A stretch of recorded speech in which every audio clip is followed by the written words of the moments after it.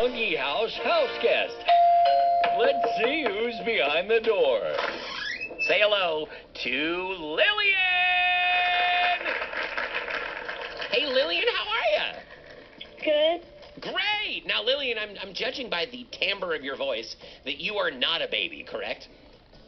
Correct. Okay, you are a full-grown kid. How old are you, Lillian? I am 12. Man, old-timer. Okay. And what's your experience with babies? Do you have other babies in your family? I have two, a brother and a sister. I see. Are they still babies, or are they no longer in baby stage? Well, they're no longer babies, but they act like it. Waka, waka, waka! Okay. So, you have experience from when they really were babies, and now that they're method actors, they're just carrying on that role. So what did you learn, Lillian, when your brother and sister were babies? What kinds of stuff did you discover? What would be useful advice for the future baby handlers of North America? When you have a baby brother and a sister or any of that, you want to set a good example because they will want to follow you and want to be who you are no matter how they act. They're just trying to be like you. Yeah. Okay, so you got to make sure that you are self-aware enough to see what you are transmitting to the baby, because like it or not, that baby is going to pick up whatever you're throwing down, and they're going to start doing it too. That's what you're saying, Lillian? Mm-hmm. So, for instance, if you're like, maybe for fun, you occasionally like to walk across fields of hot coals or lava, you shouldn't do that in front of the baby, because then they might try to do it too. Yes.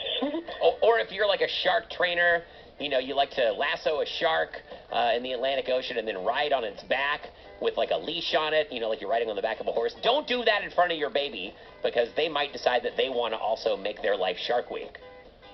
Mm-hmm. Okay, it's good advice. Save the death-defying Evel Knievel stuff for when the baby's not around. So what are good things that you should demonstrate to your baby? What's like good behavior that you should let them see you doing? Like being polite to your parents and not acting up and being all like grumpy and everything. I see. So even though you're not a baby when you're a baby whisperer, it's important to not throw any fits or do any tantrum-y kinds of things, because that's just going to catch on. You're actually going to teach the baby how to be a baby when you have a tantrum or a fit when you're older. Interesting. Good idea. Okay, and probably it's good to not wear diapers around on parts of your body that they're not intended for when you're an older kid too, because then the baby might get ideas, right, Lillian? Like, don't wear diapers on your head. Yeah. Okay, just to throw that out there, it might be kind of funny. You're 6 years old, you find all these diapers in the drawer, and you're like, oh, it'd be kind of fun to make these into a hat. Just remember, your baby is watching. Let's just say their diaper might not belong on their head, if you catch my drift. Audience, make some noise for Lillian in Texas, who's a 12-year-old baby whisperer. She's been around the block a couple times. Do whatever you want your baby to do, and do not do what you don't want your baby to do. Thanks for stopping by the Monkey House on Kids Place Live. I wonder who's coming over next time.